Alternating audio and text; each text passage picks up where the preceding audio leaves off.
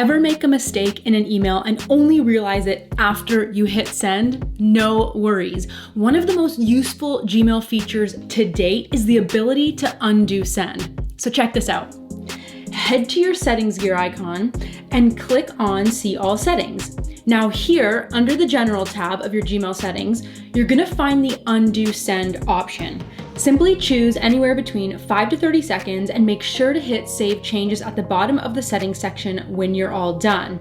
Now, when you send an email, you'll have the option to cancel or undo send prior to it hitting someone's inbox. Perfect if you've made an error in the email or sent it to the wrong person by mistake. Ready for more Gmail tips? Yeah, you are.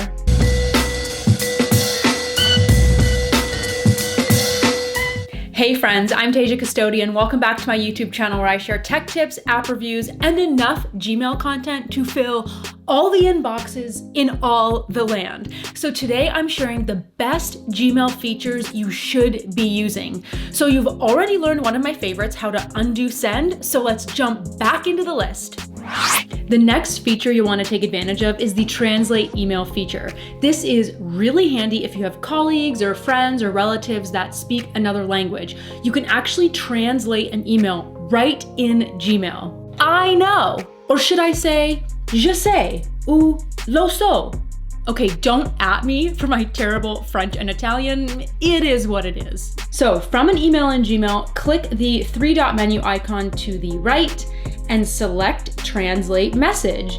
And then simply select the language you'd like to translate that email into. It's really that quick and that easy. All right, did you know you can create and use multiple signatures in Gmail? Well, you can't. Just kidding, of course you can, and here's how. So you might be familiar with how to add an email signature to Gmail, but you can actually add more than one. So go on and head to your settings gear in the top right and click on See All Settings. Now in the General tab again, just scroll down until you see the signature section. So if you already have a signature set up, this is where you're gonna have that, but you can click on Create New in order to add additional signatures. And by the way, you can add as many email signatures as you want. So you may want to add one for specific recipients that has custom links or sign-offs that are different from your default one. But for me, the strength is actually found in the signature default section because here you can choose what signature you want for new emails or on replies and forwarded emails. So let's go ahead and click on Create New. And then here we're going to name the new signature. So if you know that you want this email to be specifically for replies, you could name it something like that. Now you just have to fill out the signature details in the signature box. So say on replies, maybe you want a simpler signature, you could do that here. So once it's all set, you can change your on reply forward use signature to be the one you just set.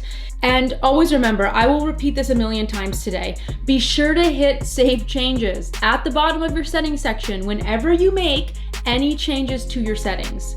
Now there's one more thing with multiple email signatures I want to cover because it's really important and it's a way for you to quickly customize your emails on the fly.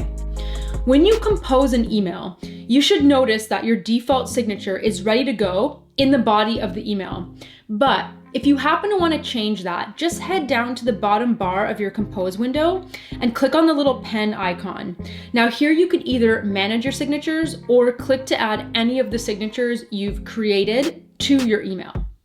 So if you live in Gmail like I do, you may find yourself creating and sending out the same email time and time again.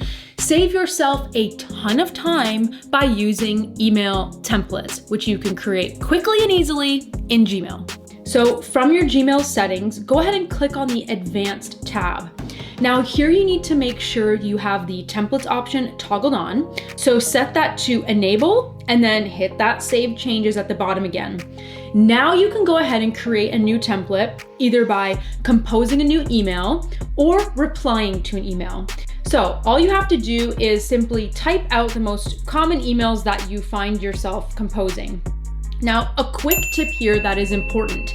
If you have an email signature enabled, you're gonna wanna remove it from the template you're creating, or else you're gonna get a duplicate signature when you go to use the template. So once you have the email written out as you would like, click on the three-dot menu icon. That's the more options beside the trash bin there.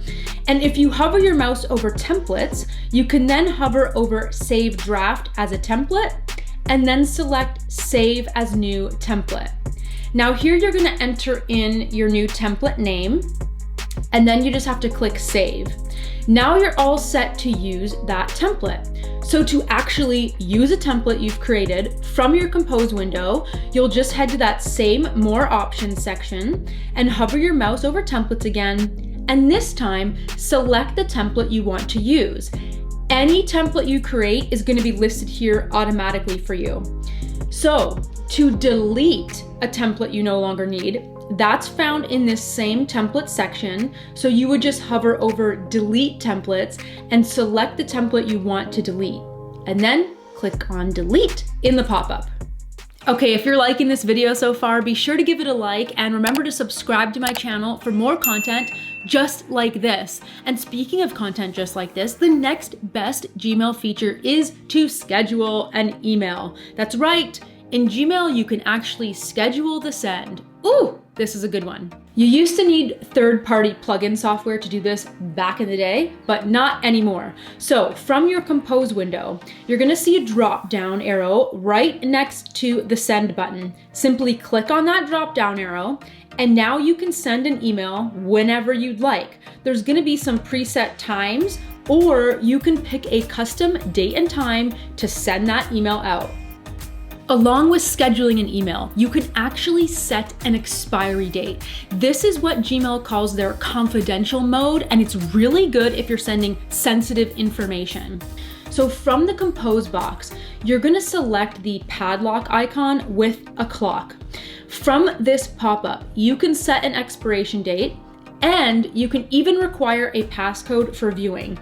And if you do want to password protect it, Google is going to auto-generate that passcode for you, so it's not like 1, 2, 3. The good thing about the confidential mode is that recipients won't be able to forward, copy, print, or download the email that you've sent. So let's talk about getting a detailed view of a contact or an email sender. Gmail actually makes this really easy for us, that we can pull up existing emails and threads from that sender without us having to search for them. Here's what I mean.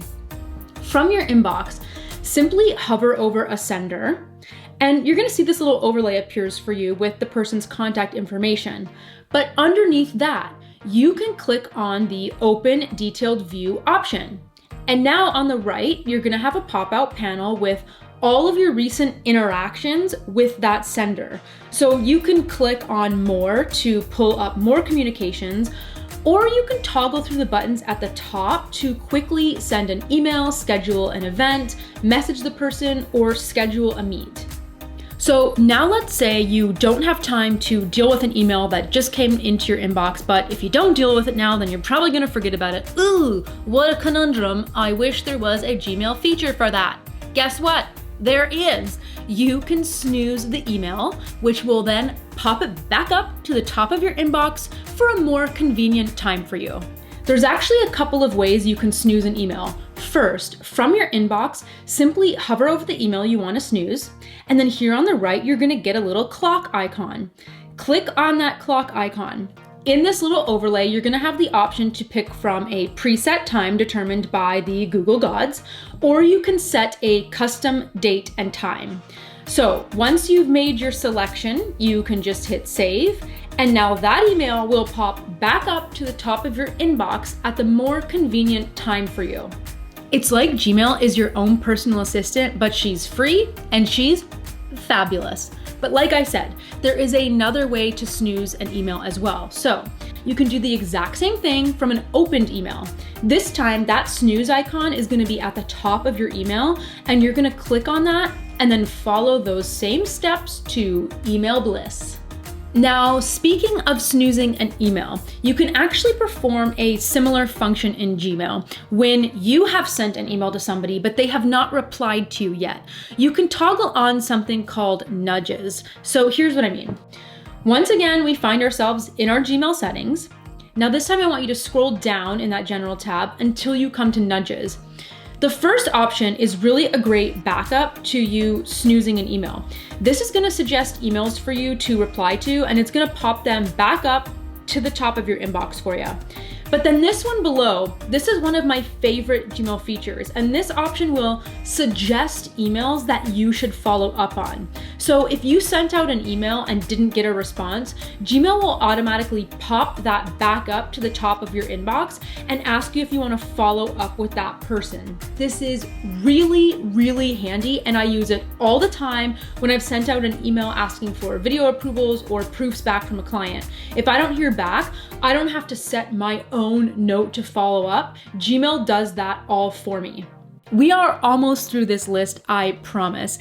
And if you're still with me at this point in time, I just want to know exactly who all you lovely, beautiful people are. So be sure to comment below something like custodian, or these are the best Gmail features, or whatever the comment is. Let me know I've still got you. You're still interested in what you're seeing. And with that said, let's move on to the next epic Gmail feature, offline mode. That's right, you can take Gmail with you even when you know you're not going to be online. So here's how to use Gmail offline. So if you don't have Wi-Fi access, or you know you're gonna be off-grid for a while, but you wanna use Gmail still, head back to your settings and this time click on the offline tab. Here, you're gonna simply toggle on the enable offline mail option. Now, what this does is store some of your emails to your computer for you so that you can access them when you're offline. So with this enabled, you can even type out your replies. They just won't be sent until you're back online. So if you enable offline mail, you're gonna get a snapshot of how much storage is gonna take up on your device. And this is gonna depend, of course, upon how many emails you have and how big the attachments are and things like that. You're also gonna want to adjust your sync settings to what works for you. Now, there are 3 options to choose from. You can store emails from the last week, 30 days, or 90 days. And you can decide whether or not you wanna download the attachments. And then finally, you can decide on your security settings. So you can choose to keep offline data on your computer after logging out, or remove it from your computer. So if you log out of your Google account, the data would need to be resynced if you choose that option. So to actually access your offline mail, you're just gonna head to mail.google.com and then sign into your Google account, and you'll have offline access to your Gmail account. Now, before we wrap, I'd like to share an honorable mention of 2 of the best Gmail features that I think exist in Gmail. And why these are kind of thrown at the end as an honorable mention is because they should be automatically toggled on for you already, so you really don't have to do anything to get these great features. And these are Smart Reply and Smart Compose. Hands down, 2 of my favorite, the best Gmail features, which of course they are, because that's what this video is about. You will find both Smart Compose and Smart Reply in the general section of your settings. Now, these should be toggled on automatically for you, but if for some reason they're not, this is where you can enable them. With Smart Compose, you will get writing suggestions as you're typing out an email. So when you're typing, the suggestions will appear in gray, and then you just hit tab to accept the Smart Compose options. Something else Gmail has added in Smart Compose is the personalization feature. And this just ensures that it's personalized to your writing style. Then a little bit below Smart Compose is Smart Reply. Smart Reply works in a similar way, but it just shows more general suggestions for when you're replying to an email. Now, this isn't gonna happen all the time in every reply window for you, but when available, they'll pop up for you, and it really is quite the time saver. Phew, we have made it. Give yourselves a round of applause for making it to the end of this video. And remember, if you want even more Gmail content, oh Lord, I have a ton for you, so just follow all of those links below. There's seriously so many. So those are my, I don't know, 10, 11, 12 Gmail features that you should know. And now I want to hear from you. What are your favorite Gmail features and why? Let everyone know in the comments below. As always, thank you so much for watching. If you like this video, well, I want to know. So give it a like, a share, or leave that comment below. You can click right about here to subscribe to my channel and here for some more of that Gmail content. Thanks so much for watching. See you next time. Shake it up, shake it up.